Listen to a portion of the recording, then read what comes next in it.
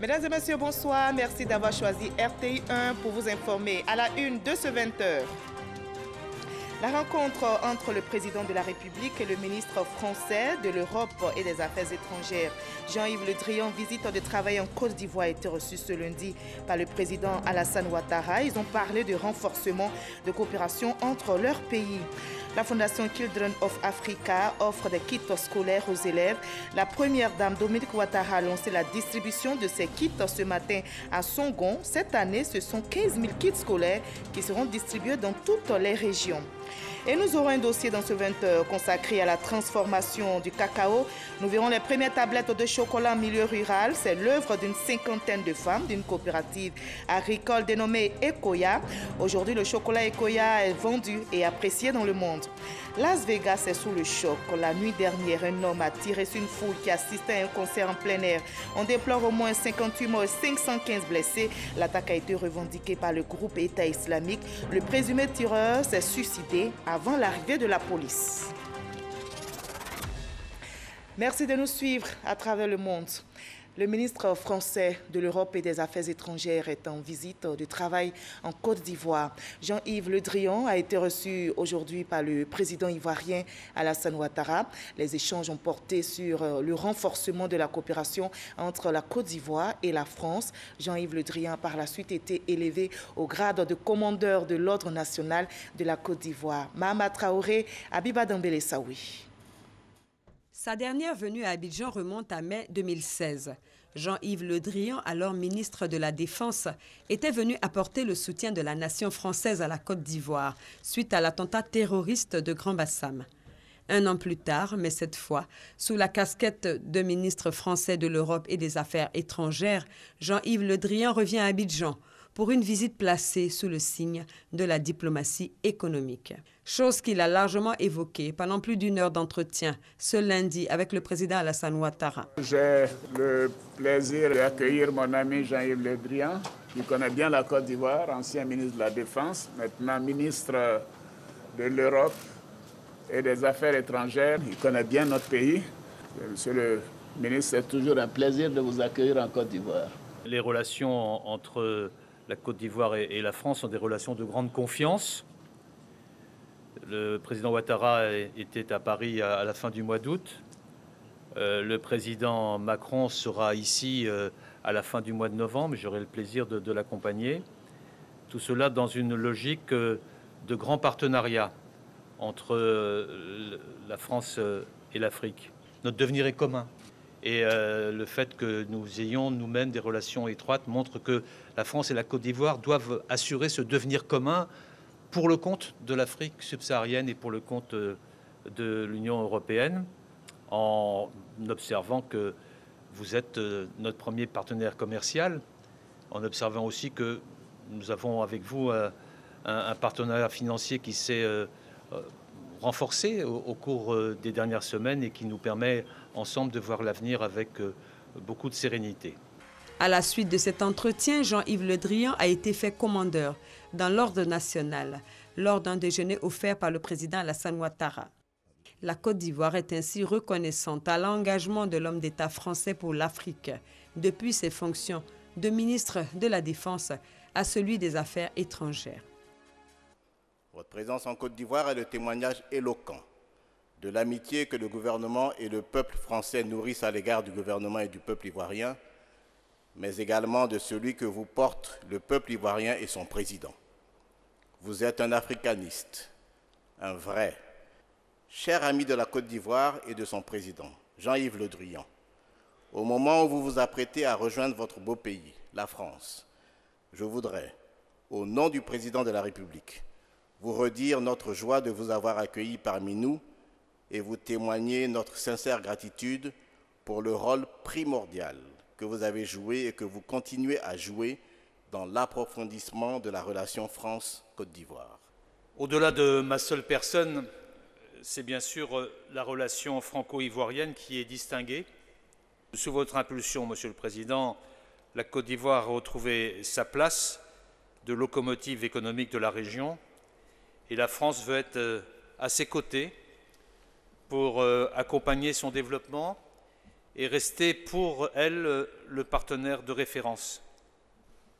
C'est pourquoi elle apportera de nouveaux financements à hauteur de 2 milliards d'euros, essentiellement sous forme de prêts concessionnels au cours des 3 ans à venir. C'est ce que nous avons acté ensemble. Cette visite du ministre français de l'Europe et des Affaires étrangères fait suite aux 2 premières rencontres officielles entre les présidents Alassane Ouattara et Emmanuel Macron. 2 rencontres qui ont ouvert une nouvelle ère de coopération entre la France et la Côte d'Ivoire. Après Abidjan, Jean-Yves Le Drian se rendra à Niamey, au Niger. Après le palais présidentiel en Côte d'Ivoire, le ministre français de l'Europe et des Affaires étrangères s'est rendu à la primature. Jean-Yves Le Drian et le Premier ministre Amadou Gon Coulibaly ont eu une séance de travail ce lundi. Dans l'actualité nationale également, les rencontres Africa 2017, elles ont débuté aujourd'hui. Le ministre Jean-Yves Le Drian et le vice-président Daniel Kablan-Duncan ont pris part à la séance inaugurale. Les réflexions portent sur l'intégration et l'émergence, la place du secteur privé du partenariat Afrique-France. On retrouve Awa Touré. La rencontre Africa 2017 constitue une plateforme d'échange entre des milliers d'entreprises africaines et françaises sur les grands enjeux du continent, les politiques publiques régionales et nationales, l'occasion aussi de nouer des partenariats et de saisir de nouvelles opportunités d'affaires. L'édition 2017 de ces rencontres dédiées au renforcement des relations de coopération entre la France et l'Afrique pour le ministre français de l'Europe et des Affaires étrangères se présente comme une préparation au sommet Afrique-Europe. Le nombre de participants est impressionnant. On me dit 2000 entreprises présentes ici, en ajoutant aussi vos itinéraires à venir à Tunis et à Nairobi, 400 entreprises ivoiriennes, 400 entreprises françaises. C'est un grand succès autour d'un thème qui m'est cher, entreprendre pour une relation partenariale entre l'Afrique et la France. Et c'est aussi le thème et le vecteur principal que je veux donner à mon action. Le vice-président Daniel Kablan-Duncan a pour sa part indiqué que les rencontres Africa 2017 permettent d'examiner les opportunités réelles d'investissement et de consolider les relations entre la France et l'Afrique.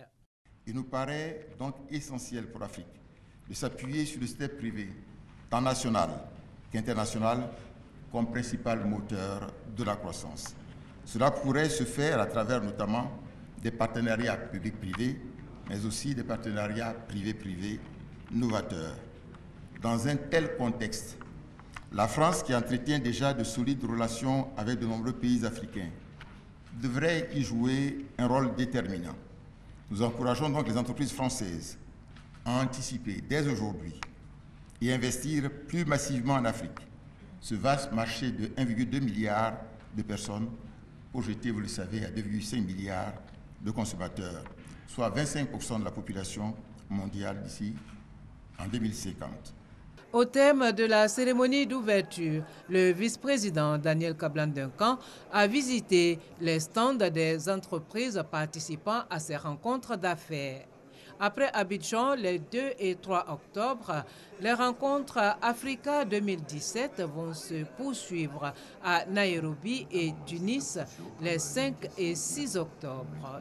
Notons que la Propaco, filiale du groupe Agence française de développement, dédiée au secteur privé, a reçu un prix pour récompenser ses 40 ans au service de la promotion du développement durable en matière économique, sociale et environnementale. Les fonctionnaires et agents de l'État de Côte d'Ivoire vont renforcer leurs capacités. Le vice-président Daniel Kablan-Duncan a lancé officiellement le programme de formation en management des administrations publiques. La cérémonie a eu lieu ce lundi à l'ENA, École nationale d'administration. Le reportage d'Awa Touré. La modernisation et l'amélioration des performances de l'administration publique 3500 fonctionnaires et agents de l'État vont bénéficier d'un programme de formation en management des administrations publiques en partenariat avec HEC Paris pour un budget de plus de 2 milliards de francs CFA.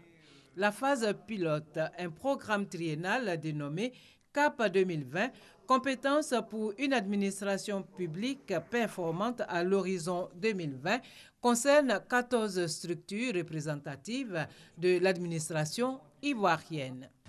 Voulu par son Excellence le Président Alassane Ouattara, ce programme de renforcement des compétences managériales proposé par HEC Paris au gouvernement ivoirien et plus particulièrement, Monsieur le ministre de la fonction publique, à votre ministère, impliquera sur 3 ans plus de 50% des cadres dirigeants et managers de 14 institutions gouvernementales, y compris la présidence et la primature. Nous sommes convaincus que la formation des acteurs publics est un facteur déterminant de l'accélération de l'émergence économique. Ce programme de formation, en plus des réformes déjà engagées, constitue pour le ministre de la fonction publique, Issa Coulibaly, un pas supplémentaire dans la mise en œuvre de la volonté du gouvernement de moderniser et améliorer les performances de l'administration publique. Le management des administrations publiques, qui consiste en un ensemble de processus et d'outils visant à atteindre une performance optimale d'une organisation vouée au service public, est l'un des principaux défis à relever pour garantir durablement un niveau de compétitivité de l'économie de la Côte d'Ivoire au travers de l'amélioration de la performance de ses services régaliens et de ses structures administratives. Le vice-président Daniel Kablan-Duncan s'est pour sa part félicité de ce partenariat dynamique avec le groupe HEC Paris qui a accepté d'accompagner la Côte d'Ivoire dans ce projet ambitieux et innovant. L'ambition ivoirienne est d'aller plus loin dans les réformes amorcées pour arriver à la mise aux normes internationales de notre appareil administratif axé sur la performance, l'efficacité et l'efficience au service des populations, valeurs si chères au président de la République, son Excellence M. Alassane Ouattara. L'objectif final est d'avoir, M. Fouali, vous avez rappelé tout à l'heure, moins d'État, mais mieux d'État. Et l'administration doit jouer le rôle d'arbitre, le rôle de catalyseur du développement. Les enjeux de ce partenariat de formation, encourager et soutenir le dialogue entre l'administration publique et le secteur privé. Un partenariat public-privé qui pourrait devenir le moteur du développement économique. Et notez en bref qu'une mission du Fonds monétaire international est à Abidjan. Depuis le 20 septembre dernier, le FMI va évaluer le programme économique et financier de la Côte d'Ivoire pour les 3 prochaines années. Cet après-midi, la délégation du FMI est allée faire le point de sa mission au Premier ministre Amadou Ogon Coulibaly. Le reportage de Jean-Jacques Kwame dans nos prochaines éditions. La Fondation Children of Africa donne du sourire aux élèves en leur offrant des kits scolaires. La première dame Dominique Ouattara a lancé la distribution de kits ce matin à Songon. Cette année, ce sont 15 000 kits scolaires qui seront distribués dans toutes les régions de la Côte d'Ivoire, comme nous l'explique Viviane Aimé. 15 000 kits scolaires offerts pour cette rentrée scolaire aux élèves des classes primaires dont les familles sont démunies par la Fondation Children of Africa qui, à chaque rentrée scolaire, vient ainsi en aide aux enfants les plus défavorisés. C'est le groupe scolaire Abadien Kouté dans la commune de Songon qui a prêté son cadre à la cérémonie de lancement de la grande distribution de kits scolaires offerts par Children of Africa. Dans une ambiance de kermesse où la présidente fondatrice de Children of Africa était très attendue, comme chaque année, par des milliers d'écoliers et leurs parents qui lui ont témoigné par leur forte présence leur attachement à sa personne et à ses actions de générosité. La première dame avait avec elle l'épouse du vice-président Clarisse Duncan et une suite comprenant les épouses des présidents d'institutions et membres du gouvernement. Pour les autochtones du village de Songon, à l'image du doyen le chef Jomo Félix, le moment était inoubliable et méritait d'être gravé pour la postérité. Le maire de cette jeune commune de 50 000 âmes, Éric Koumo-Mobio, a remercié la présidente fondatrice de Children of Africa d'avoir choisi Songon pour le lancement cette année de l'opération de distribution de kits scolaires offerts par sa fondation. 15 000 kits scolaires pour les écoliers défavorisés de toutes les régions du pays. La commune de Songon s'est vue offerte à elle seule un lot de 2000 kits scolaires. C'est dire la joie des bénéficiaires, représentés par la petite Yoboué Grace Emmanuela Bénédicte, âgée de 10 ans en classe de CM2. Maman Dominique, nous ne sommes pas surpris de vous voir avec tous ces dons en ce début de rentrée scolaire. C'est une action que vous faites depuis des années pour soulager certains de nos parents. Aujourd'hui, nous recevons des kits scolaires, du matériel et des vivres pour nos cantines. Maman Dominique, grâce à vos dons, la cantine du groupe scolaire d'Abadjin-Kouté ouvrira ses portes. Ainsi, nos camarades qui viennent de très loin pourront prendre un repas à midi. Encore 1000 merci pour cela, maman. Maman, soyez rassurée que les kits scolaires que nous venons de recevoir nous encouragent à redoubler d'ardeur. Merci, maman Dominique, a exprimé aussi la petite Sephora dans un ballet très enlevé.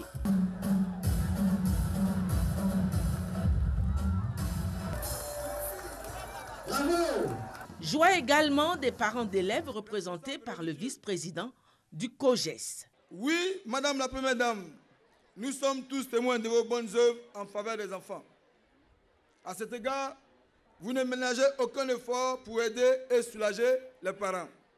Tous les comités de gestion scolaire de Songon saluent cet élan de magnanimité et d'abnégation à ces vies qui vous caractérisent. Et puis, au nom des populations autochtones, le ministre Robert Begré-Mambé, fils du village de Songon. Madame la Présidente, vous portez en votre sein les enfants de Côte d'Ivoire. Vous portez en votre sein leurs mamans. Vous portez en votre sein aussi leurs papas. Parce que quand vous agissez pour les enfants et pour les mamans, vous jetez un coup d'œil sur les papas et vous veillez sur les mamans et les enfants. Donc vous portez la nation ivoirienne en votre cœur. C'est ça qui nous réjouit. C'est ça qui nous réjouit. Et c'est ce qui fait que souvent, quand il y a des cérémonies auxquelles vous nous invitez, on s'empresse de vous suivre. Parce que vous avez un cœur agréable, un cœur extraordinaire, qui ne cherche pas des histoires, mais qui ne cherche qu'à faire du bien. La ministre de l'Éducation nationale n'est pas demeurée en reste face à la portée de l'acte humanitaire de Children of Africa. Je voudrais, avec une vive émotion, au nom du ministère de l'Éducation nationale, de l'enseignement technique et de la formation professionnelle, vous traduire, Excellence Madame la Première Dame, l'expression de mon infinie gratitude. Cependant, sachez, Madame la Première Dame, que le meilleur remerciement, ce sont toutes les bénédictions que les enfants de façon innocente font à votre endroit tous les jours. Merci, Madame la Première Dame. En plus des 2000 kits scolaires offerts à la commune de Songon, la Première Dame avait dans ses bagages du matériel didactique pour les classes, des équipements et 5000 kilos de riz pour la cantine du groupe scolaire, plus de nombreux matériels pour les différentes coopératives de femmes, coopératives agricoles et coopératives de divers métiers. Sans compter les dons en numéraire, soit une valeur totale d'un peu plus de 93 millions. Mais ce n'était pas tout. La Première Dame avait aussi une annonce de poids pour ses sœurs de Songon. Je voudrais aussi vous annoncer, mes chères sœurs, que vous pourrez bénéficier d'une enveloppe supplémentaire du FAFSI à hauteur de 50 millions pour la sous-préfecture de Songon. Aux élèves et à leurs parents, elle a assuré du soutien de sa fondation tout en exhortant les enfants au travail. La distribution de kits scolaires au profit de nos enfants est pour nous une tradition. Ce geste a pour but d'assister les familles afin que nos enfants puissent aller à l'école dans les meilleures conditions possibles.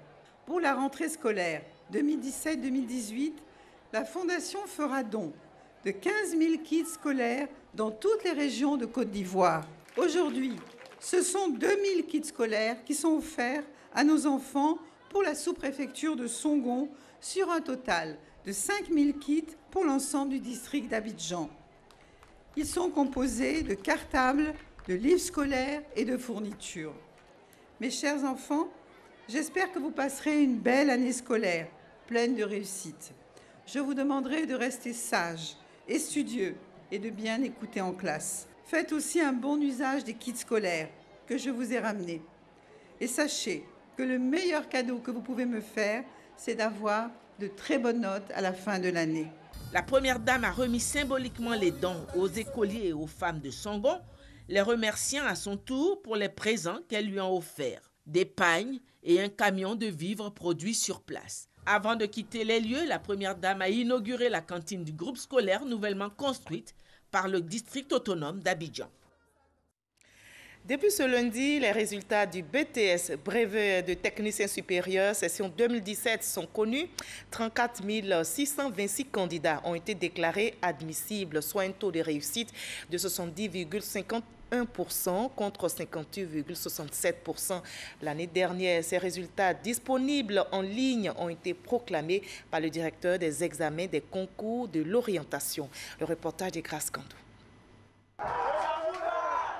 Cri de joie dans ce cyber. Yassidou est admissible au brevet des techniciens supérieurs BTS. Comme lui, Jean-Baptiste se rend également dans le même endroit pour consulter son résultat. Après des recherches, il est déclaré admissible. Il y a eu mon BTS en finance comptable et je suis heureux. Même constat avec cet autre candidat. Ça a marché. Voilà, vraiment merci, un grand merci à tous mes amis. Un grand merci pour mon papa parce qu'il m'a beaucoup soutenu pendant mon parcours scolaire. Vraiment, je suis très content pour lui. Selon le directeur des examens, des concours et de l'orientation du ministère de l'Enseignement supérieur et de la Recherche scientifique, sur 49 944 candidats inscrits, 49 105 ont pris part aux épreuves, soit un taux de participation de 98,32%.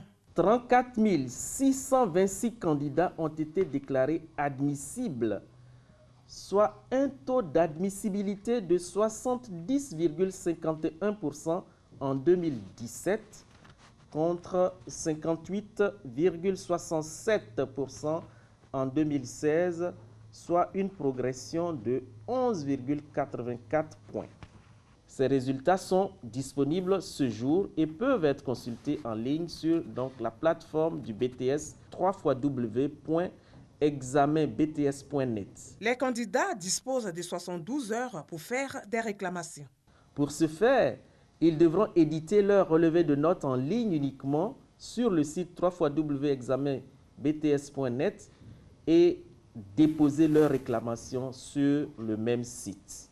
Pour cette session 2017 du BTS, la direction des systèmes d'information a apporté des innovations, entre autres l'inscription en ligne des candidats avec l'impression des fiches de candidature en ligne et l'anonymat électronique lors de la délibération. La RTI a abrité ce lundi matin la traditionnelle cérémonie d'honneur au drapeau national. Les ministres Sidi Touré et Bruno Koné-Nabagné se sont associés aux agents de la radiodiffusion télévision ivoirienne pour cette cérémonie. Une cérémonie qui vise, vous le savez, à promouvoir le civisme. Franck Quadio. Les couleurs orange, blanc et vert, les couleurs nationales portées haut dans le ciel. Nous sommes dans la cour de la radiodiffusion télévision ivoirienne à Cocody. C'est le traditionnel honneur au drapeau national, activité initiée depuis février 2012 par la tutelle du service civique. Occasion pour le ministre Sidi Touré de rappeler le sens de cette célébration. De toutes les urgences légitimes auxquelles notre pays fait face ces derniers temps, la problématique de l'appropriation des valeurs civiques nous apparaît plus qu'indispensable. En effet, à cette étape de la vie de notre nation, où les acquis de notre jeune démocratie sont mis à rude épreuve, la question du civisme mérite notre attention. L'étape de la RTI Média d'État comme un symbole pour aider à vulgariser la culture civique chez le citoyen, car des préoccupations demeurent. Combien d'entre nous peuvent aisément donner un sens aujourd'hui à notre drapeau. Expliquer le choix de couleurs de cet emblème national qu'est la carte d'identité visuelle de notre pays.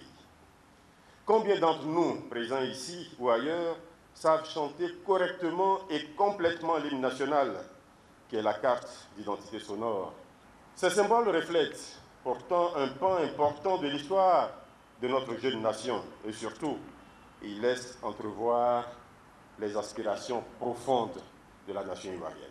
Des aspirations profondes résumées en 5 symboles, le drapeau, la devise, Union Discipline Travail, l'hymne national abidjanaise, les armoiries de la République et le portrait du chef de l'État, des symboles de la République et un engagement pris par le ministre de la Communication, Bruno Damagné-Koné. Les médias joueront leur partition. La dynamique est déjà appliquée par la RTI. Il semble important de montrer que toutes les administrations dans les différentes localités de la Côte d'Ivoire se mobilisent autour de cette question du civisme grâce à l'initiative de Monsieur le ministre.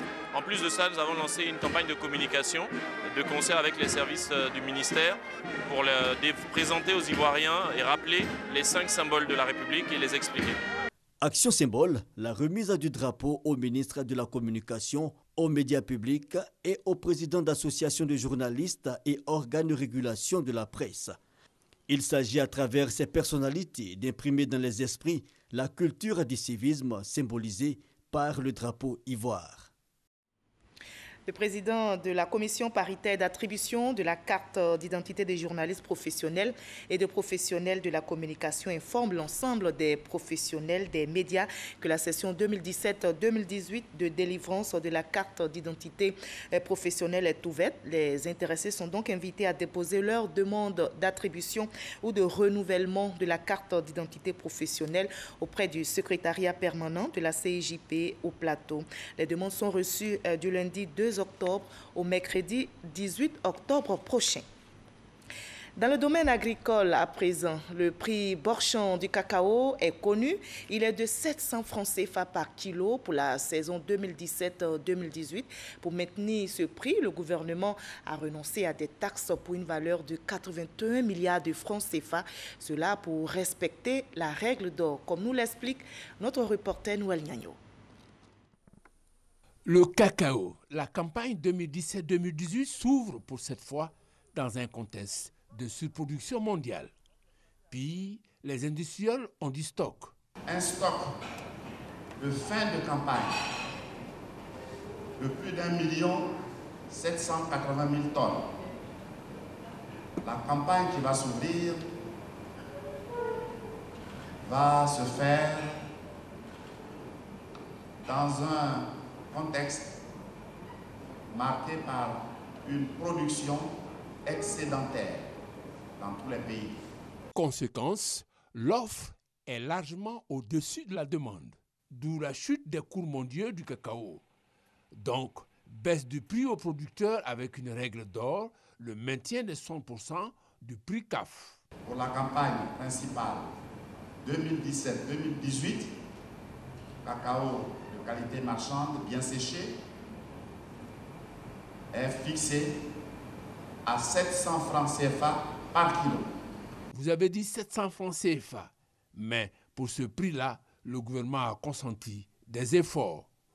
Ce prix de 700 francs CFA par kilo a été possible seulement parce que le chef de l'État a décidé de abandonner une bonne partie des taxes à l'exportation du cacao. Ainsi, ce que nous appelons la taxe d'enregistrement a été portée à 0, c'est-à-dire que le gouvernement s'est séparé de plus de 81 milliards de francs CFA. De l'avis des spécialistes, la remontée des prix n'est pas pour demain, d'où la pertinence du thème des journées du cacao et du chocolat 2017, la diversification des revenus comme piste de solution à la durabilité de la cacaoculture. Et on en arrive au dossier de ce 20h consacré à la transformation du cacao. Nous verrons les premières tablettes de chocolat en milieu rural. C'est l'œuvre d'une 50aine de femmes d'une coopérative agricole dénommée Ekoya. Aujourd'hui, ce chocolat est vendu et apprécié dans le monde. Voyons le dossier de Cheikh Koné. Kossou, Depuis 2 mois, ce village situé à 40 km de Yamoussoukro est sous le feu des projecteurs. 57 femmes de la section féminine d'une coopérative produisent le chocolat Ekoya, du nom de la coopérative. Ces tablettes de chocolat sont les premières fabriquées en milieu rural, une première en Côte d'Ivoire.